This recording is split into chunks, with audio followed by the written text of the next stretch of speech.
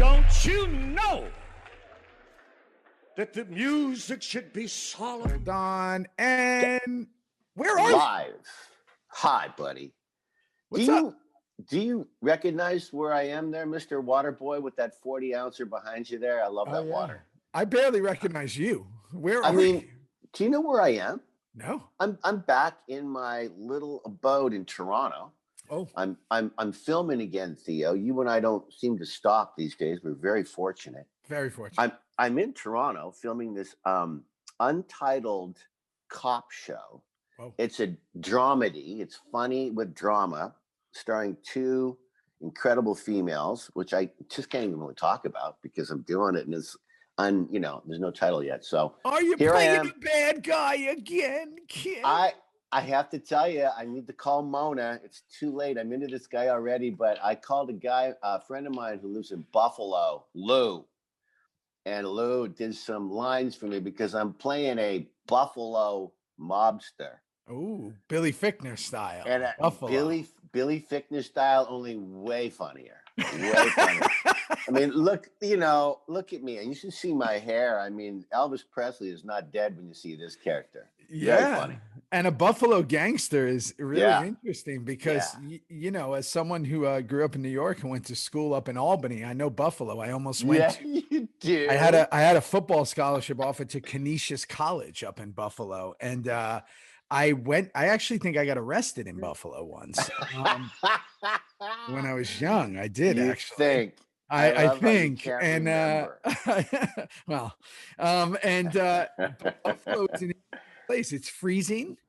Yeah. And there's a lot of things going on there now. So shout out to anybody in Buffalo. It's becoming like a tech town. And so you're a gangster in Buffalo. Is it present day? Is it take place? Yeah, present day. We don't have masks on. We do on set before we film. Let me tell you. Yeah, you know the COVID rules. Yeah, I do. But no. And Buffalo, there's a love between Toronto and Buffalo. There's a huge love.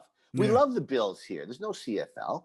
CFL's gone for now. Yeah. But the NFL's still playing, which is kind of Bills are miraculous. Good. Bills are good. Bills are really good. good.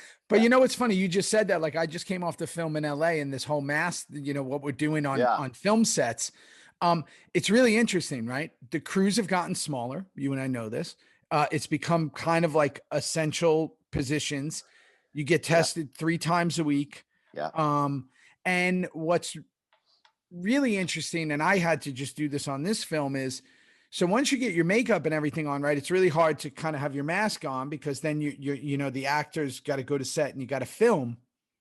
And I found myself even, because you're in these, especially when you're on a set that's close quarters, right? What the COVID officers do is they're sanitizing and cleaning the entire sets before you kind of go on.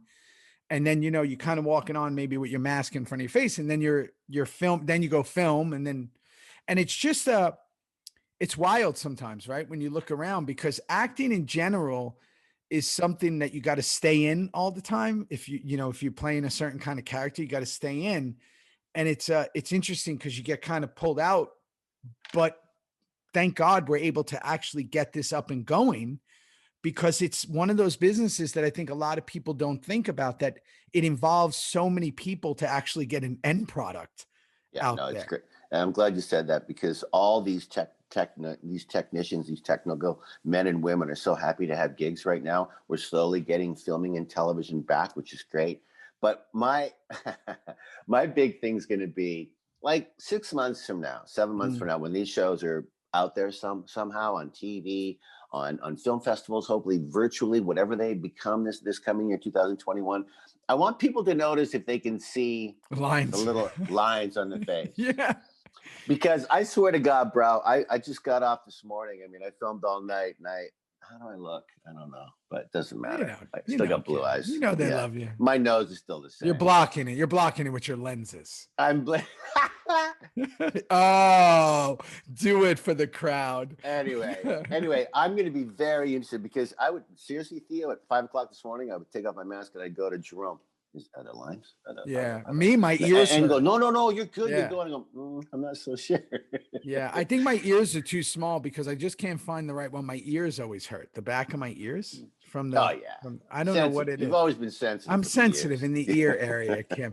But yeah, listen, one thing, I just want to give a shout out. You know what this says? No No love. love like dog love. Oh my gosh. Please do share. Come on, bro. I believe, my favorite book is The Alchemist, for anybody Yeah, that has read it. I believe in omens. yeah. I believe that the world wants you to win. I believe that is it's taken me a long time in my life to believe that the world wants us to live the greatest life and To do good, to do good, to do to be good, kind, and to to be win. kind, Yeah, and to yeah, win. I think that yeah, the world wants us to be successful in our spirit, not necessarily in money and yeah, yeah, yeah. whatever, I but love that. in our spirit. And it taken me a long time because I come from a place and I was surrounded by an energy that was like, whatever it was, something must be wrong. Like if someone calls you, what happened? Or everything's always dire.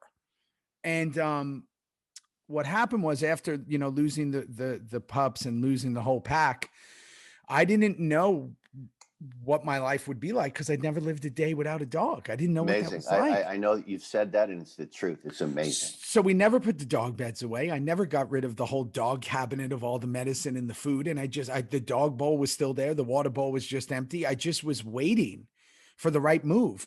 And I just posted this. So if anybody has heard this, I just want to just reiterate it quick is I was working with a bunch of different dog rescues in Austin. I was emailing everyone. I was on Pet Finder. I was really looking.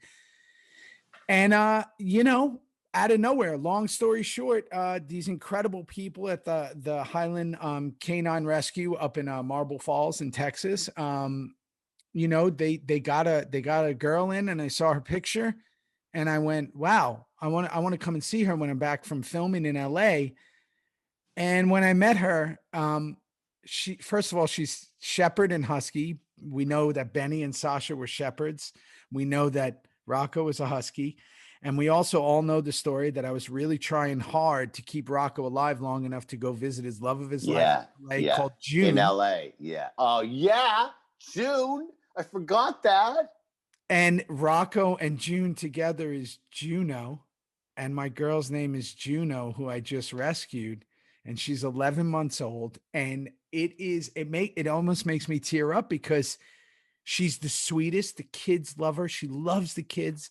And she's an amazing, amazing animal, an amazing companion, amazing partner. And my deal, adopt, man, adopt, don't shop. Every dog needs a rescue. And she was abandoned.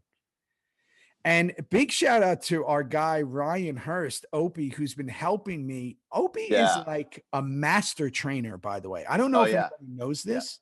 Yeah, master. Dude's like a master trainer. He's actually texting me right now. Literally right now. I'm getting it through my watch. Yeah. He is incredible. I think he spent time at the Seeing Eye Dog Academy for a long time. And he's really been helping because again, I've had dogs my entire life and I've always trained them, but he's like on another level of training. He has 11 dogs. He's a flat out trainer, bro. He's got 100 dogs in his house 11. Right he has 11 big dogs. I'm 89, over the top there, but he's got 11 dogs. Him and Molly. I don't know what the hell's going on there. He has a Sprinter van just for his dogs. Yeah. And no, he's the real deal. He's the real deal. So he's been. Was he happy for you? He's ready. He's like, okay, that's one. Now let's go. Let's keep getting him. And I said, slow down. I've got a couple of boys that are. I got a couple of kids who are running around who are basically dogs. They're feral. Yeah. So it's been it's an amazing addition, and she's great, and I'm excited, and thanks for everyone for the incredible love and words and all that. But speaking of Opie, so we're about to get into, so really quickly, we're going into season 3. Yeah. Episode 7. Yeah. I'm going to let you say the title because I looked it up, but go ahead. Widening Gyre. Good for you. Good for you. Widening Gyre. And for those of you who looked it up or remembered it or decided to, is it an Irish word? What does it mean? It's actually a verb and a noun. So we're going to have fun in this whole episode talking about why, Kurt, like, why is it, does it have to do with ghosts? Does it have to do with the spiral in the ocean and the circle and the circle? And is it widening? Is the circle of ghosts coming for everybody? Gemma, I mean, God, we'll get into her. Oof. She's got some stuff about John Teller that she can, well, she's throwing up is what she's doing. She's throwing up what she thinks about it. Yeah.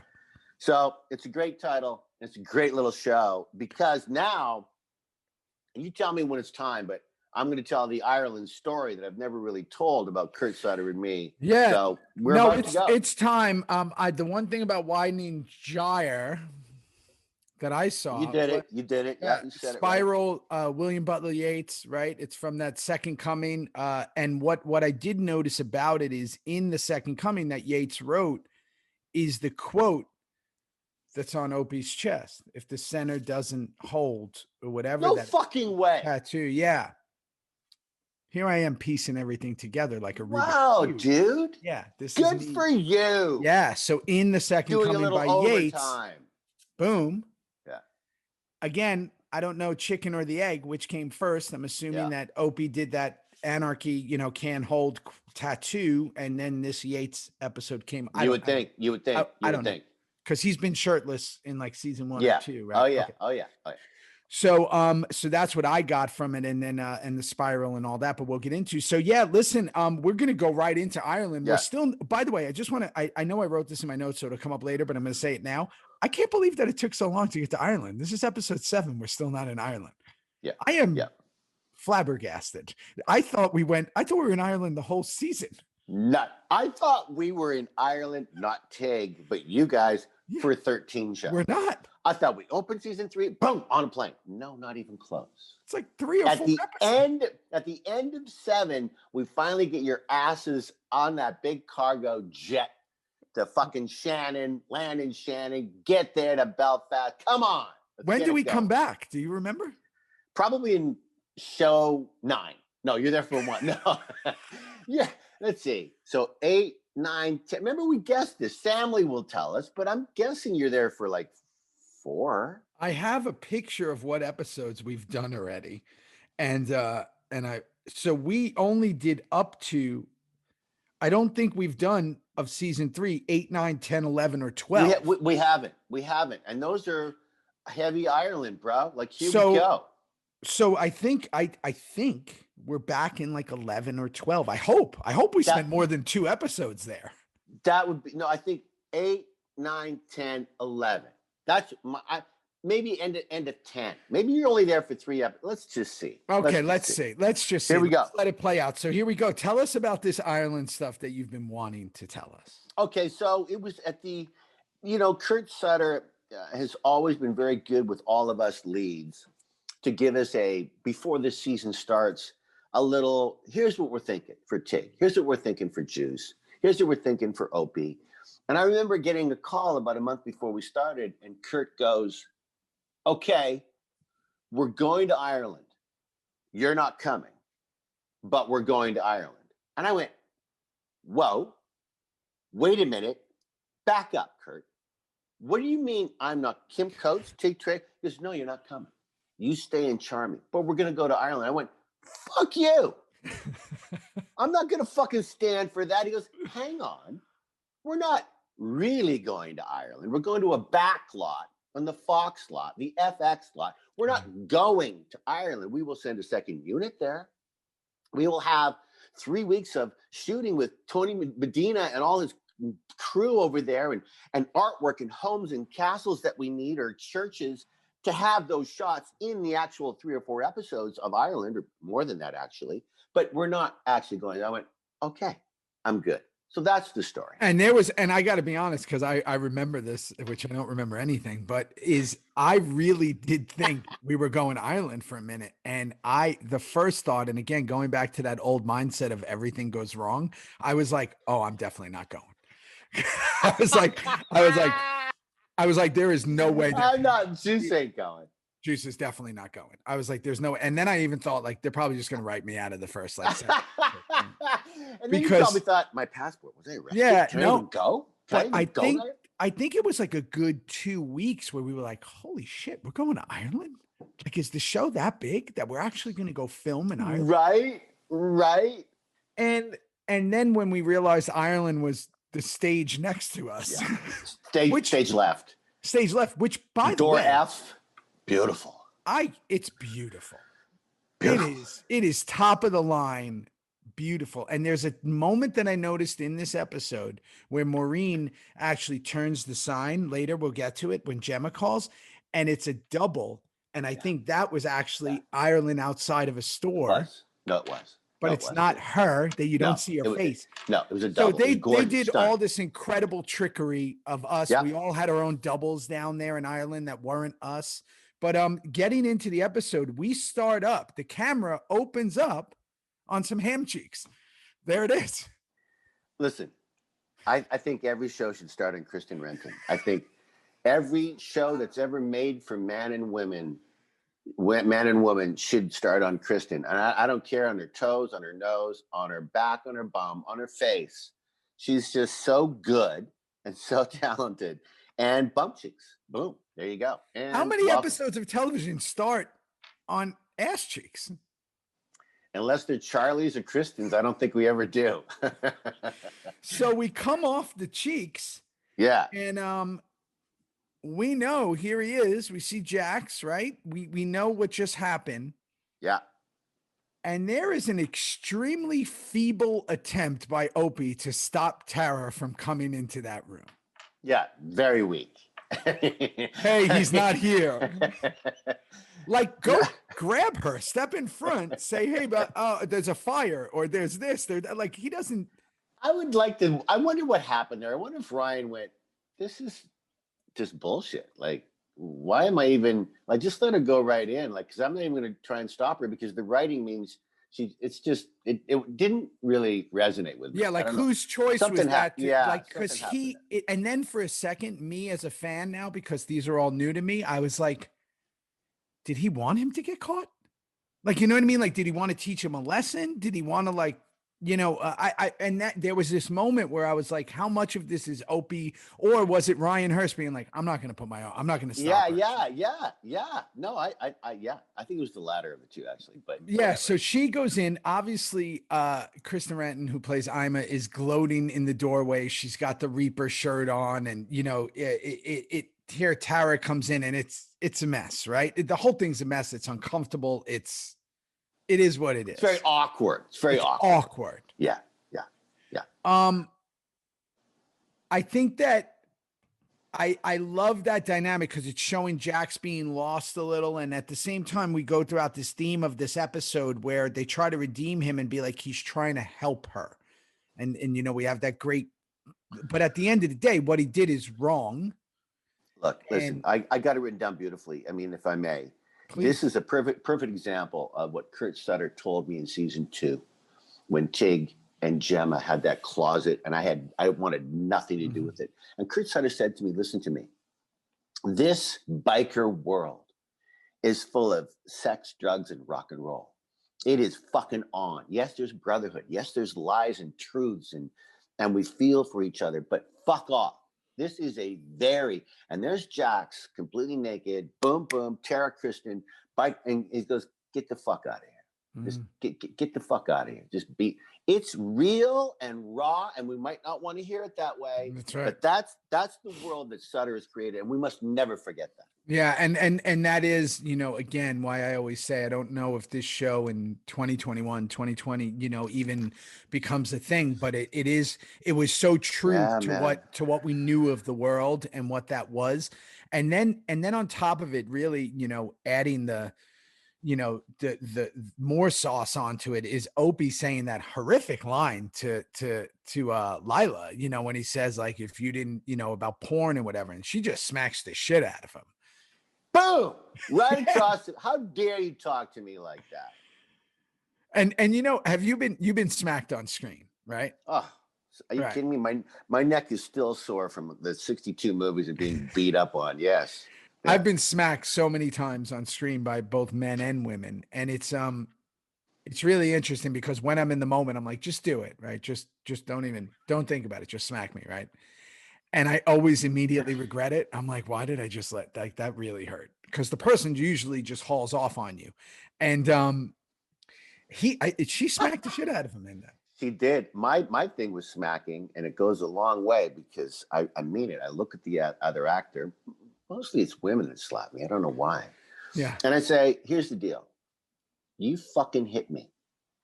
Don't come close to the blues. Yeah. Don't come close to the ear. You hit me right there in the jaw. Yeah. But whatever. You can catch a bit of an ear, but if you catch an eye, I'm going to be upset. Yeah. And half the time they miss my whole face the first couple. Yeah.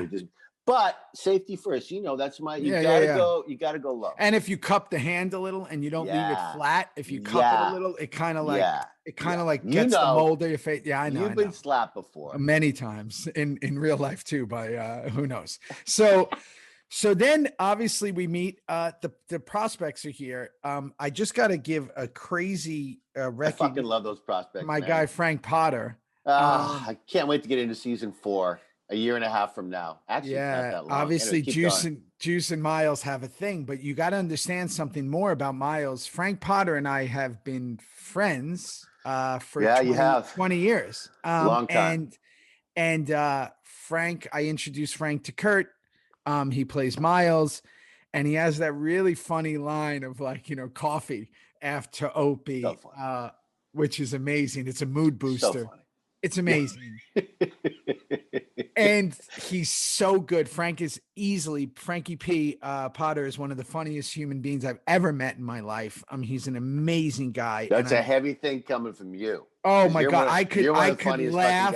Frankie can make you piss. He's so fucking funny. Him, Mona, my buddy Stretch, my buddy Big E, who's, unfortunately now incarcerated, and my buddy Chris Frangiola, who's a comedian. We'd all be together, and it was just everyone trying to one up each other, and Frank would always be the one. So it's so amazing to see him there, and I'm so glad. And again, someone wearing the cut and the prospects was such a cool added thing. What a scene that is, by the way. The whole thing from Tara entering to Ima, the whole turn of events to Lila slapping to the prospects, like that whole thing is a rather large extension of a scene, right? For a while. And then we go right to Dayton and Katie. She says go ahead, tell me, because she says a great line. Katie just goes, I hate to see you lost. Oh, I have it written right here. Yeah. I have that line written. I knew you would. And I have to tell you, Theo, again, this relationship between Unser and Gemma, they've known each other since freaking high school, since public school. And here's Gemma in the hospital still, and she's about to break out, let me tell you. And she just goes, I know you got a lot of eyes on you, but I hate to see you so lost. Like, honestly, she can see it in Unser. Unser's just lying through his... And he's in love with her. He's in love with her. Like, he's been in love with her since they were kids. Day he's one. in love with her. Not even a question. Not a question. And I think that when I see them, they're always in close quarters. They're always talking to each other, and he is always just waiting. He wants to you just brought up such a good point to remind this incredible viewership and listenership that we have on this show. Samly. Unser has done a lot of things for the club because of Gemma. Yeah. He has done a lot of things for the club, for Clay, for the history, for Gemma. But it's for Gemma. Yeah, it's all for Gemma.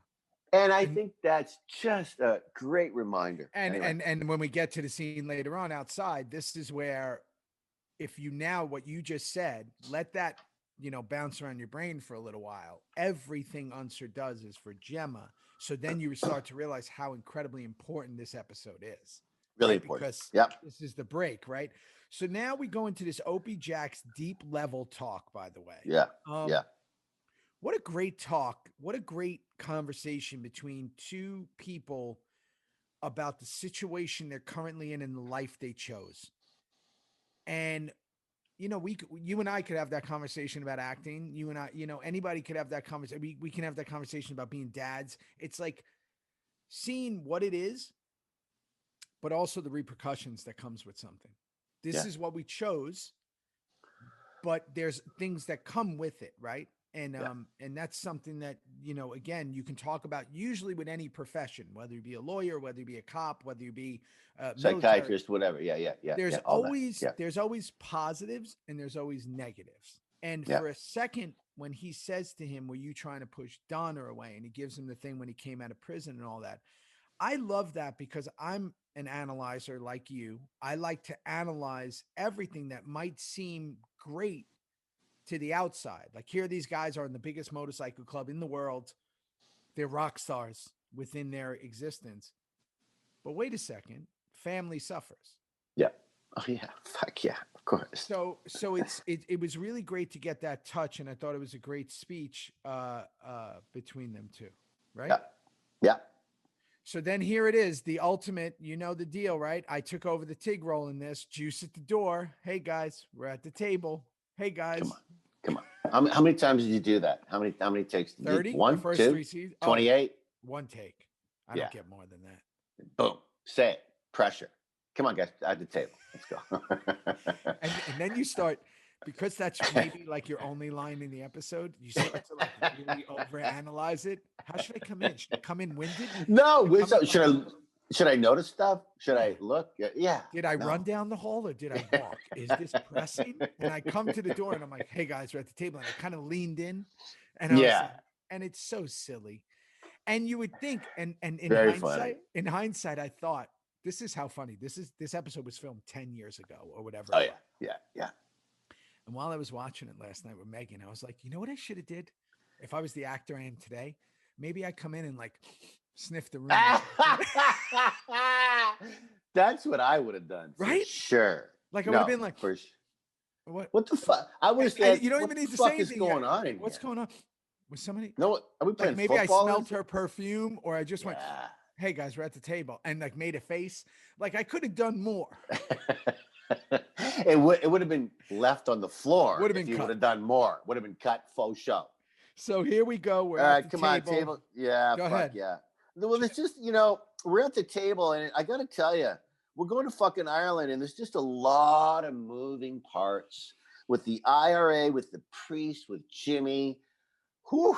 I mean, you got to go back and really look at some of those scripts and really then pick up where you came from and how much does your character know. Like, here's something that everyone needs to hear.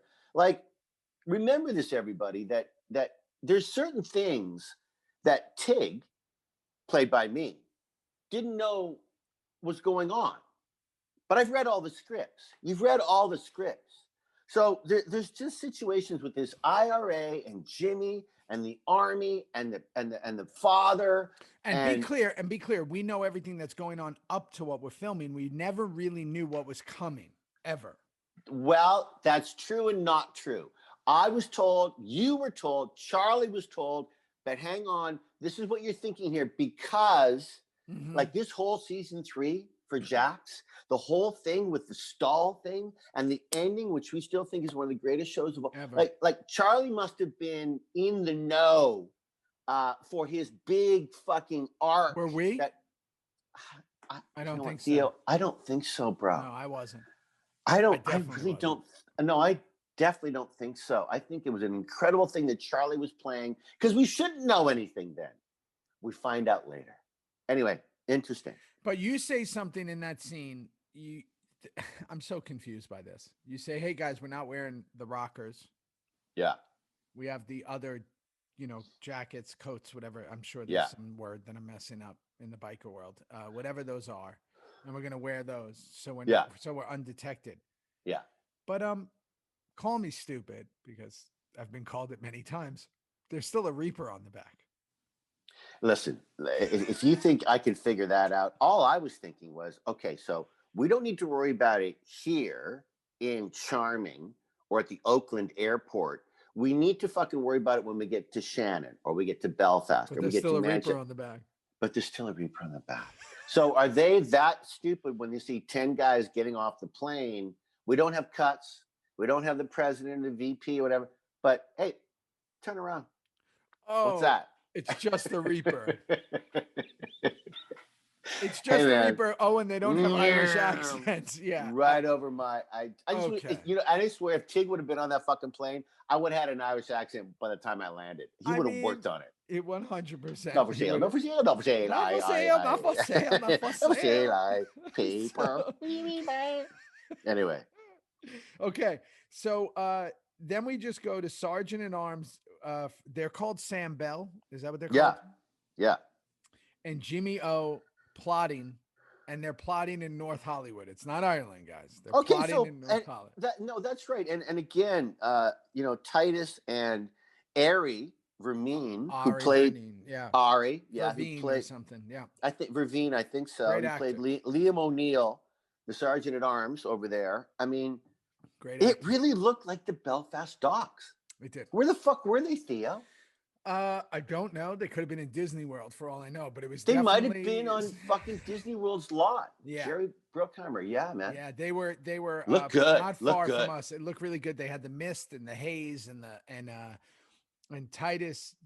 My God, he just got that face that really just eats up the screen. I love it so much. And me too. Here's the other thing I noticed about this episode. Maybe somebody could tell me. 8.5 minutes till we got to the opening credits. 8.5 minutes. Yeah. The episodes are only 43 minutes long. Yeah. 8.5 minutes till the opening credits. We would have bets. I'm sure you were involved in this, but me and fucking Perlman would all the time have bets going, oh, that scene's not going to make it. Oh, that scene's cut. We don't have time to show all the stuff that we fucking filmed in this incredible TV series. So, yeah, man. And after we were a hit, we started doing like really long episodes. Didn't we? Yeah, some of them were like an hour and 20 minutes or something. FX said, just go for it. Just do it. There's 900 commercials. There's, whatever. But here's what's funny. So Megan rarely watches them with me, and she was watching it last night. And I always skip the intro because you can do that on Hulu. I don't know where you're watching. Yeah. Skip intro. Yeah. She's like, no. She's like, best opening ever in television. And she was like, I have to watch it. She's like, that and American Horror Story. I don't watch American Horror Story. She's like, these are the best openings. And she wanted to hear the song. FX.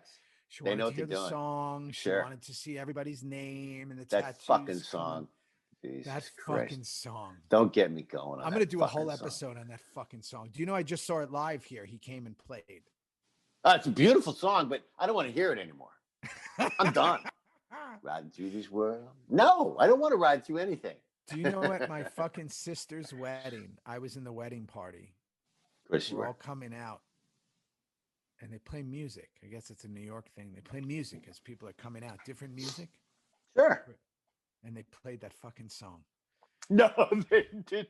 At a wedding, that should be not allowed. My sister's wedding. I looked at that should the be DJ. barred. I just looked at the DJ and was like, yeah, I'm coming for you. I know this is on you, play buddy. The Bee Gees, buddy. Play the Bee Gees. Don't play this.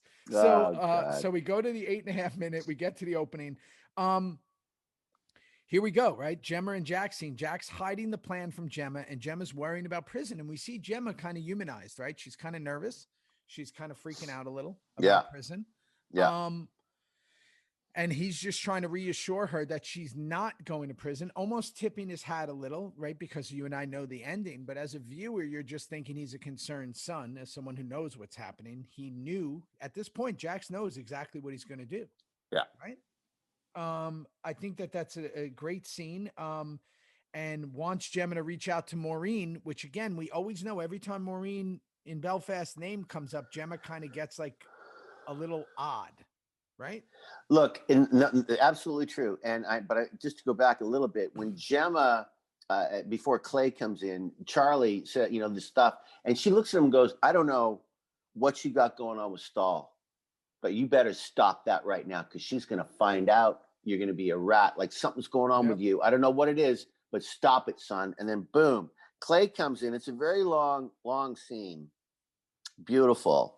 But then, as again to your point, call Maureen.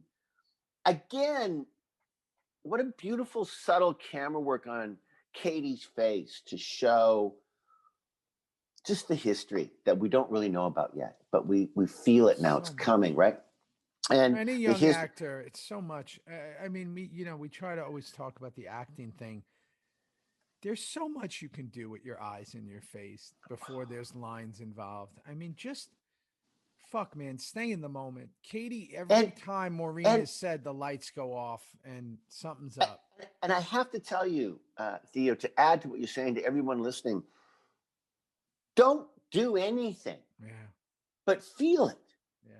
And if you feel it, and if Katie in her head thought about what John Teller did behind her back, the Ireland, before you know it, the camera's going to get it in your eyes.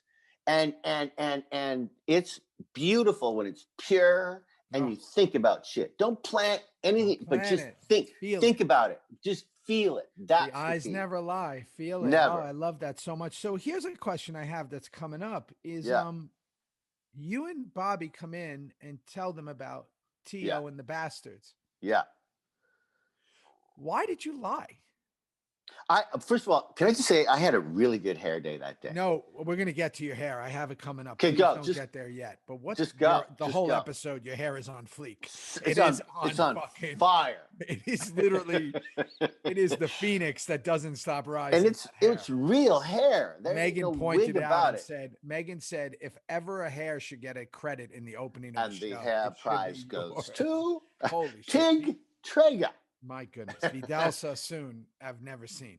So tell me, why did you lie? Why did you not say anything? I have no idea. Okay. Weird.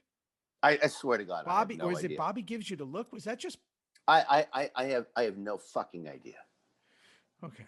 Because it was weird to me because I'm like, wait, what is it? Is it a setup? I was like, what's going on? Because I don't know what's happening. It's just the whole Grim Bastards and Calaveras. We're coming into it. It just gets fucking confusing, man. Sorry. Okay. So now we go to this Mayan party, which I remember as clear as motherfucking day because DL had an accident on the way there. He did. And I so remember that day.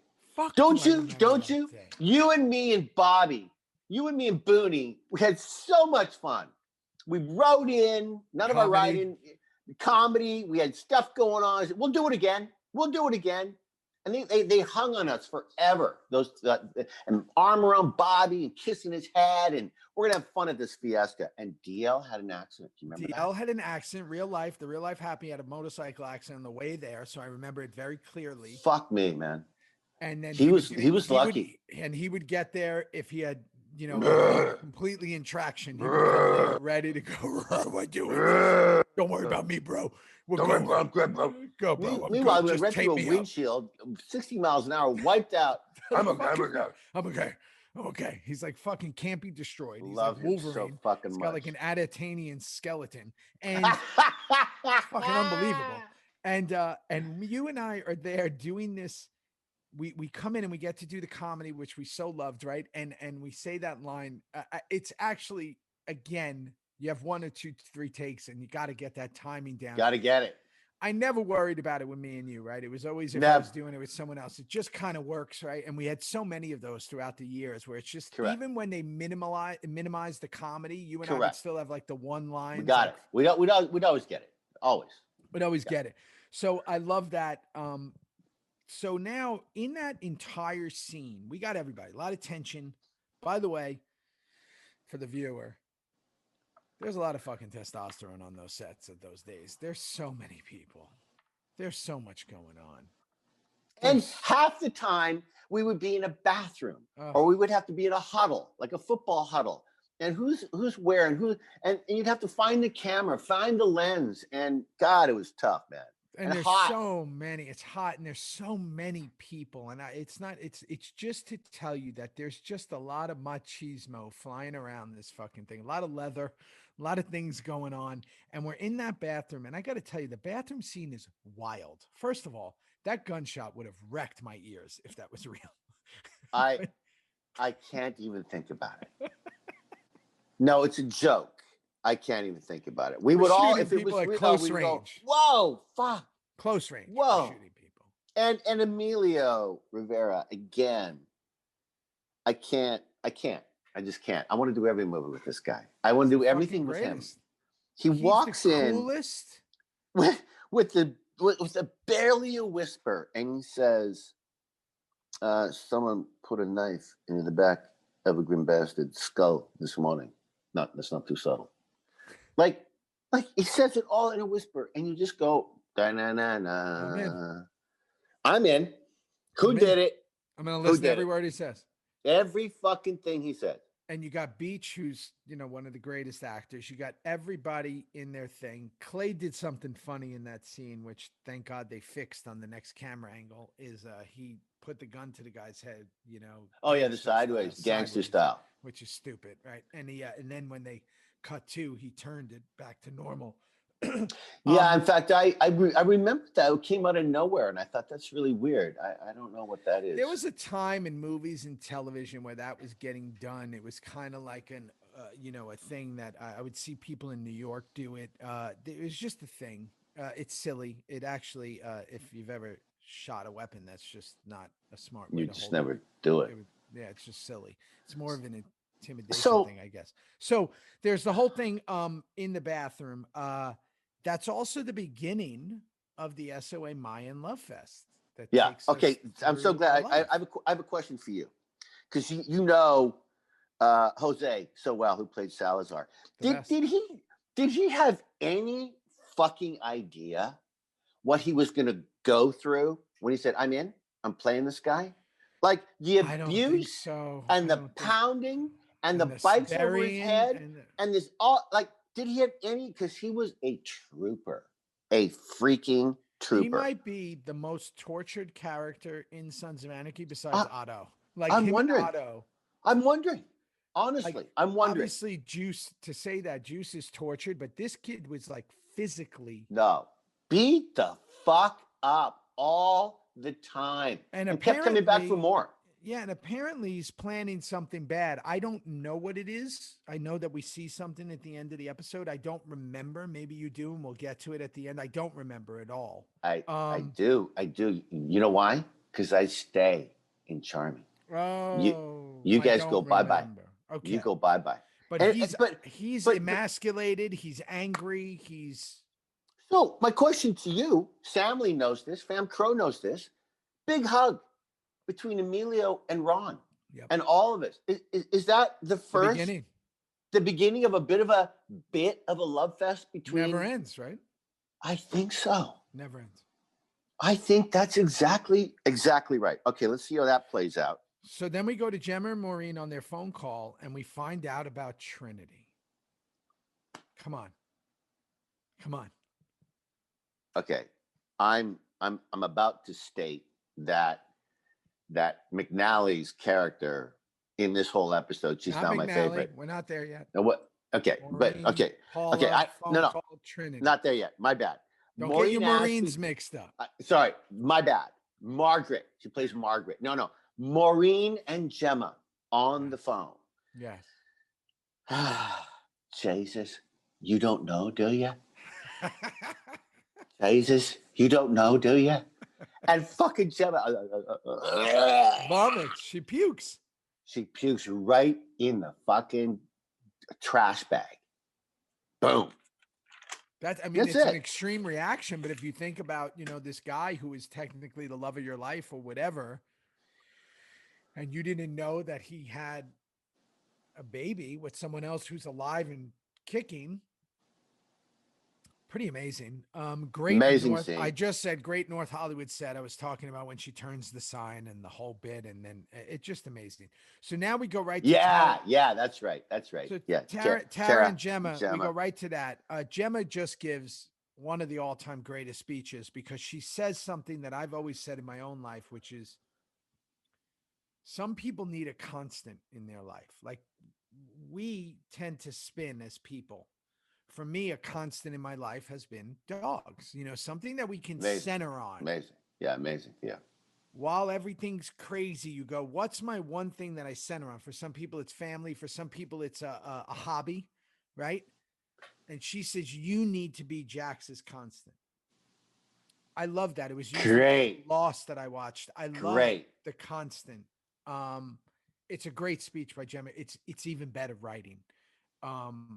And I loved it. I love that I think that is the convincing Tara not to leave kind of thing. Well, it is, and how times have changed from the scram, get the fuck out of here, run for dem hills, Tara, you're out.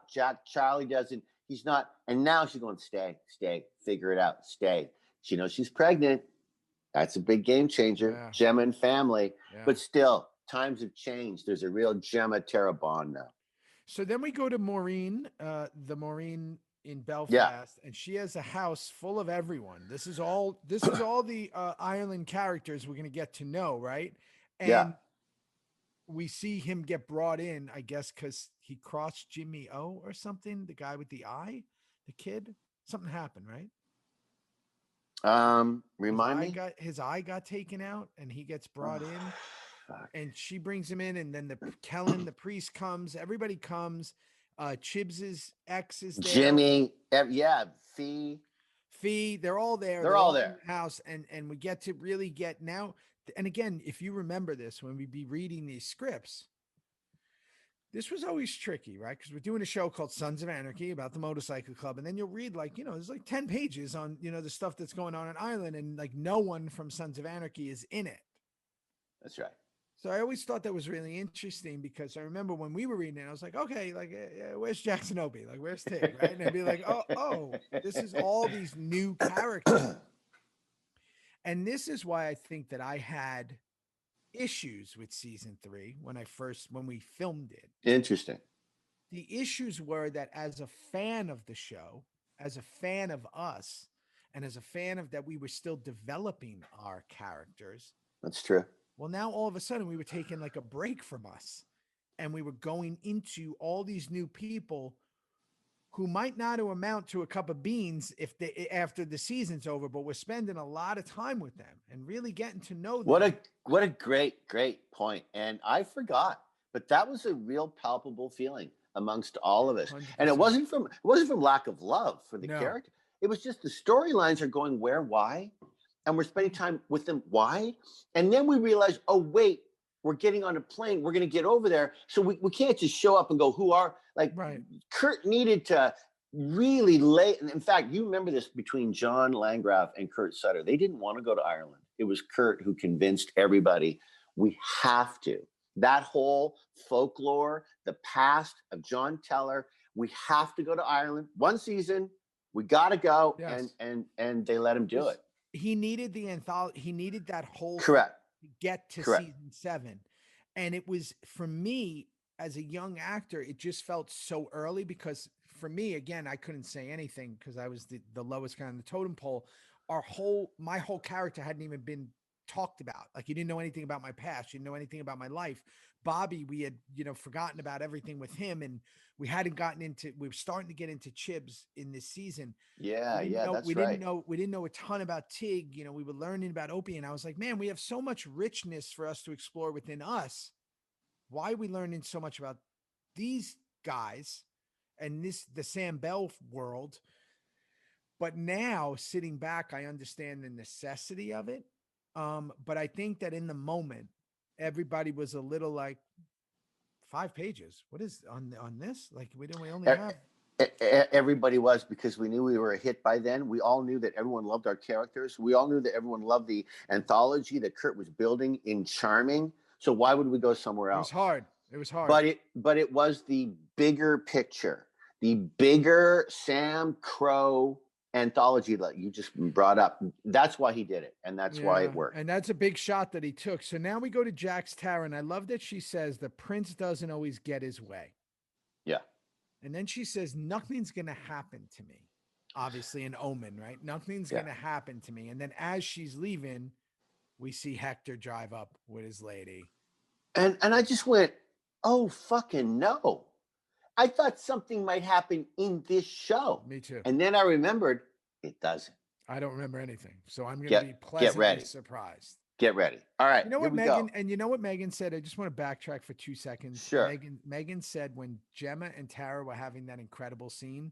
Yeah. Oh, you know what? It comes later. I'm going to say something. But when Gemma and Tara are having this incredible scene, here's Megan, who barely watches these things. She goes, it's so funny how you're so vested in these shows. She goes, oh, if she only knew what was coming later.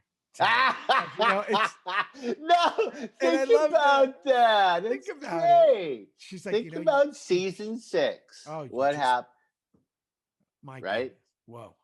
You might go back to Chicago. You just might actually. You probably should leave. So now here we go to the Seagal sisters are in a scene together, which has got to be really cool. You've acted with your daughter now.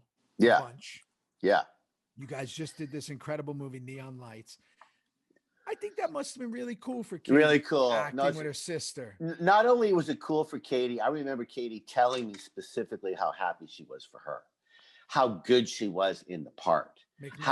Yeah. Like just how it all is working out. And Katie's other sister was a writer on the show. Yes, like, you know, when you actually forget about nepotism and forget about, like, we should all be helping everyone as much as we can anyway. But if they hit their mark and hit it out of the park, it's just such a nice day for everybody. And I don't give a shit what McNally's last name is. She was fucking terrific on the show. She's absolutely a beast. Margaret, she was fucking great. Is fucking amazing. And this episode, and that's another thing that I got to stop bringing up Megan giving commentary. No, never stop bringing her up. Megan goes like this. Megan goes, I fucking love Megan. Megan goes, I love her character, McNally's character. What's her name again on the show? I keep forgetting because I'm an idiot. Margaret. Margaret. She goes, I can't, I love her character. Remember when she has the big tattoo on her back? And I'm like, what? Do you remember this? Yes, I do. When's that? Tara lifts it up, or someone lifts it up. I don't know. Like, haven't we already talked about it? I don't know. She says she's like the girl with the dragon tattoo. She's got this huge fucking tattoo on her back at one point. Oh, well, okay, I don't know, but great. We'll see. Again, we'll see in this thing. So I'm not this episode, but I'm sure soon in a couple of seasons or whatever. So here we go. Right now we have this great scene. Now we're leaving for Island. Opie and Lila having a moment outside. Everybody's leaving, right? You're grabbing the bags. People are going. We're doing this thing. We're getting in vans. We're getting out of here. We're going. Tig's coming. We're going. Oh, yeah. We're all going. Yeah. This is happening, guys. Opie and Lila have their little moment. And then all of a sudden, The Great Escape is about to happen. Tara is planning. What a great movie that was, too. Great Escape is an amazing movie. Steve McQueen. So I have a question about the Great Escape scene. She says that her fever shot up, right? I missed that part. So why does she have to go in a tub of ice? What's going on? Okay, so I go, ha, look at Tara pulling the wool over everyone's eyes with Gemma in freezing cold water. What it means is her temperature is spiking. We need to get her in water now. We have to take her clothes off. You got to get out of the room. Get out. We're going to get her naked. She's going to fucking die right in front of us if we don't do this. So the cops, everybody, get out of the room. It's all ice. Is it real ice? Oh, yeah, fuck, it's real ice. That's why Gemma, when Katie, Jesus Christ, that was cold. Gotta go. Get out. Get out of the hospital. I can't do that. I don't do ice. You know I don't do cold. Come on, you were a fucking running back. Did you never have ice on your? No. But I don't do ice baths. No. I got bad circulation, Kim. I don't do that stuff. Trust me, I've known you my whole life since I met you. I don't do that. You do have bad circulation. So, and now we got the assist. Everybody, everything's happening now, right? We got the whole. Everybody's being part of this. Can I just say again, I teared up when McNally smacked Tara. Oh, fucking great. And said, they will never believe Gemma didn't smack you. Slug you. She says the word slug. Wouldn't slug you. She fucking popped her. And I'm just going, I love this character so much. And Tara and her have a history now. It's just great. And again, let me go back to, we talk about actors. Let's talk about fucking writing for a second. Yeah. You have this character that you want to hate. You want to hate her, the admin. Yeah. You want to hate what she's done to Tara, and whatever people's feelings were on Tara, you still wanted to hate McNally more, right? And yet, you start to fucking like her. You do writing that is. You do because of the writing. You just said it. You do because of the writing. And as an actor, Theo, you and I were on the show for 7 fucking years. That's why we're doing these right now.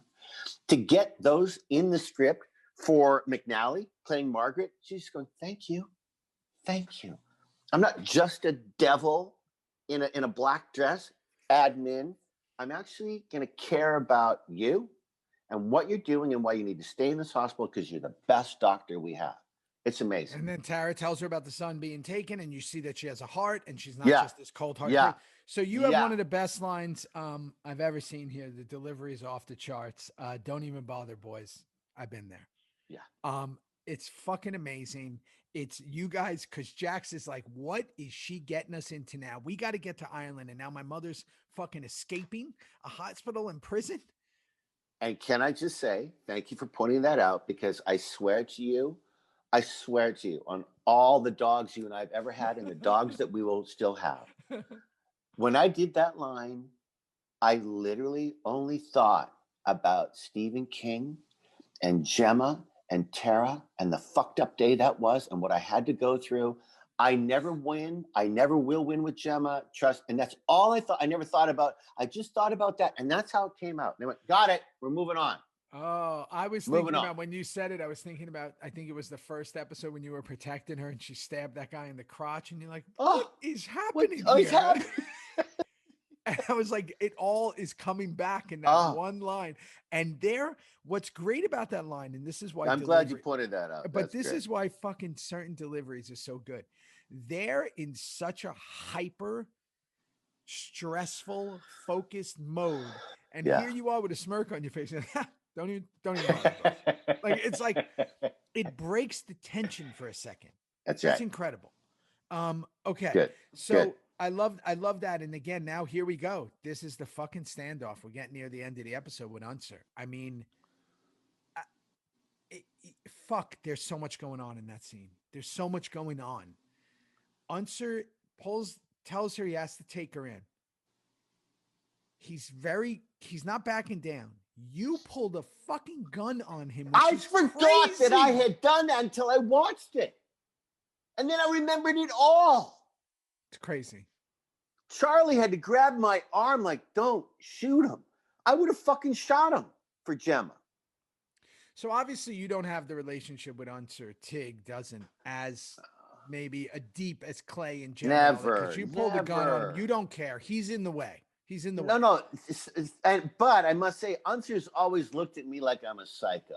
He's always looked at me like I'm the guy who does the bad shit. Like, I know Unser sees right through me, but I will at the same time put my hand right on his nose and his forehead and pat his bald head because, hey, buddy, I'm on you. Well, you do that, and the tension goes through the roof. Yeah. And now Gemma fucking steps in front of him and says, "What are you gonna do? Shoot me?" I know. I mean, come on. Wayne, you've been in love with me since you gave me my Valentine's card when I was 8. Yes. Remember that? You gave it to me when I was 8. What, you shoot me? No, he's not. She breaks his heart. She breaks his heart. Yes, she breaks his heart. Breaks his heart. His heart is shattered in that God. Because he finds out how utterly powerless he is against her. Can't do anything. So glad you brought that up, bro. It's unbelievable. So, now, you know, I want to say here, by the way, just I got to get into your hair. Sure. Your hair was fucking on unbelievable. Fire. Yeah, on fire. What were you doing? What did you put in it? I have no fucking idea, but it was on volumizer. Fire. Did you have volumizer? Can I just? Yeah, probably. Can I just say that when Charlie gets in that truck, have we got to that point yet? Yes. Where I go, I'm going to stay. You go. No. Right now we're all getting into the truck. Okay, so do you want to bring anything up before the truck leaves? Go. Okay, let me go. So at that moment, there's so much happening. Unser's back down. Gemma chastises him, get out of the way. We're going. Hear the cops, hear the sirens. We're going. Someone's got to get the cops out of here. So I'll do it. I'm going to stay. You go. And Clay, if you looked at his face, Theo, he was so pissed off. He was so pissed off at Gemma. He was pissed off at me not going. He was pissed off at Gemma coming. He was the whole situation. And Charlie, Jackson, Tig took over. On that scene, if you notice, Ron Perlman barely got in that fucking truck before that. It was out of there. Like, honestly, if you look at it, I almost thought half a leg was still. Charlie took off. Then I get in my truck, the real truck. They're going in the car. I'm in the truck, and I lean, and I made up this line. I said, "Go get your boy." Go get your boy. I was going to ask you how much you improv from. That was a total ad lib. Oh. Total ad lib. You go get your boy. Because I thought it was very important to still let everybody know I won't be there, but I'll be there in spring. You go get that fucking boy and you bring him home. And you say Gemma's more important. You say you got to get her out of there because you knew that whatever happened to you, evading the police or whatever's going on. But here's what I was thinking. And again, I have to assume you suffer consequences, right? Because aren't you also have a bail hearing and all that? What do you mean? A bail hearing on what? We're all jumping bail and going to Ireland. I don't think so. Not yet. I thought. Oh, with the church, that whole church thing. Yeah. Maybe. I don't know. Okay. I sure. just thought I'm thinking you have to suffer some kind of consequences. Do you go to jail? I know. Well, I think I spent a night in jail. We'll get to the next episode. Okay. But the cops are following me. Well, did you improv in that when the cops are following you and you're no, did you do that whole thing, the PIGSS? Yeah, that was all me. Yeah. The Piggies was in there. Come follow me, but the PIGGIES. I made all that up. Pretty funny, and they kept it in. I liked it. They kept it in. It was pretty unbelievable. Funny. So here you are. Again, just you doing that, the piggy stuff. I knew it had to be improv because it was just. So now we have the big closing as we're going into, and here we find out something that's pretty massive. If you're a fan of the SOA world in the beginning, we find out O'Neill I know exact. He's a fucking liar, and he's lying right in front of our face. He's the president of Sam Bell. What the fuck is going on? He's first. You can't lie like that with the first nine. You can't. Right to Clay's face. Like this is on now because the audience knows it. He's saying, "Oh no, they have nothing." There's Jimmy and Liam right there. They're right there. He's lying. It's bad. It's bad. And him and Jimmy, and he's saying they want us to come to Ireland, and it's like this whole thing, and it's really ominous, and it's the whole bit. And now we cut to us at the plane. I remember being in that hangar. It was some hangar in like wherever we were. I Lancaster. I remember. You're up there. Yeah. So we're in the hangar. Was that plane really there? Was that plane really? Everything. Wow, beautiful. Everything was there, and I remember it well. And I remember this, and I didn't remember until I saw the episode, is we're walking, all of us, and it's like that walk off of the high camera angle. Oh, yeah. And I remember I was so proud of the art department because DL's carrying a cooler. And I thought, isn't that smart? He packs snacks. He packed some beers and some snacks. He packed snacks. It's going to be a long ride, and it's going to be they don't have flight attendants. It's smart. There's no pretzels. There's no peanuts. He packs snacks. No, that's so great. He has a fucking cooler. From Oakland to goddamn Belfast. That's like 10, 11 hours. We got to snacks. They better have a bathroom on that plane. It's a cargo plane. Do they have a bathroom? Well, you and I have been on a couple of cargo planes. I'm sure there's a bit of a that was got to be something. So again, it's that big walk off. We're finally going. We've been talking about it forever. At one point it was Vancouver. At one point it was Ireland. Nobody knows. And here they go. They're leaving. You're on the run. We're going into this next. I tell you again, as I slept on season 3 for a long time, I'm so fucking excited for episode 8.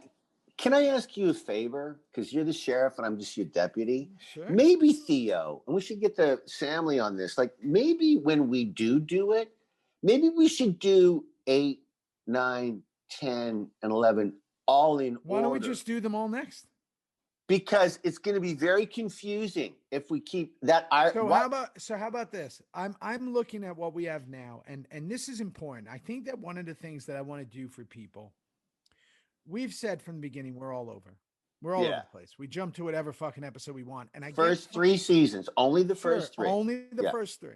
But I know a lot of people I get a lot of messages of, what are you doing next? And thank God Candace and the SOA Mayan Addicts are really good at pointing out what we're doing next. Yeah, they're so good. But I think I'd like to try something here. Just let's fucking try it.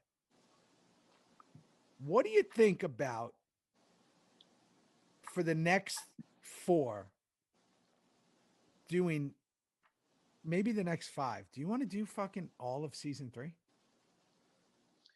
I certainly want to do 8, 9, 10, and 11. Maybe we Not save 12. Let's maybe save we 12. save maybe we save 12 because we've already done the finale. Maybe we should save 12. I'm just suggesting. Do you want to sit in season 3 for a minute? I would love to sit in season 3, Me and I would too. love to sit in Ireland until we come back to fucking Charming. Why don't we do that, Theo? Because what it looks like now in season 2, we haven't done 5 and 6, and we haven't done 8 and 9, and we didn't do the finale. That's in season Correct. 2. Just so that So we can save that fucking beautiful season. save that. For that. And then in season 1, we didn't do 6, 7, and 8 in a row.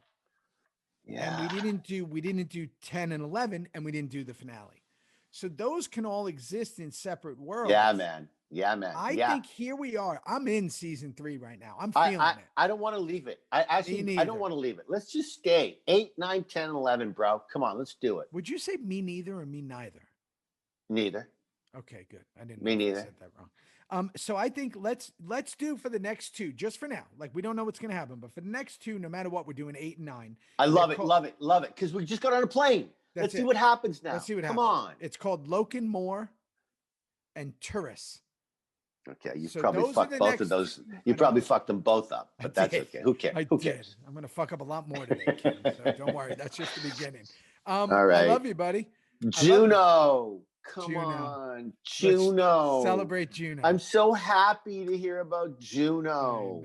She's fucking great. She's I the can't wait to little meet her, girl. bro. I love you, buddy. I love you too, buddy. See you in Have a fun week. up there in Toronto, and Thank you. have fun. And by the way, I know there's some very exciting shit coming down the pipe for you, and I'm not going to say a thing. It's all very exciting. I love Thank you. you. Same with Love you, to buddy. Meg. I love you See you, too. buddy. Big love. Bye.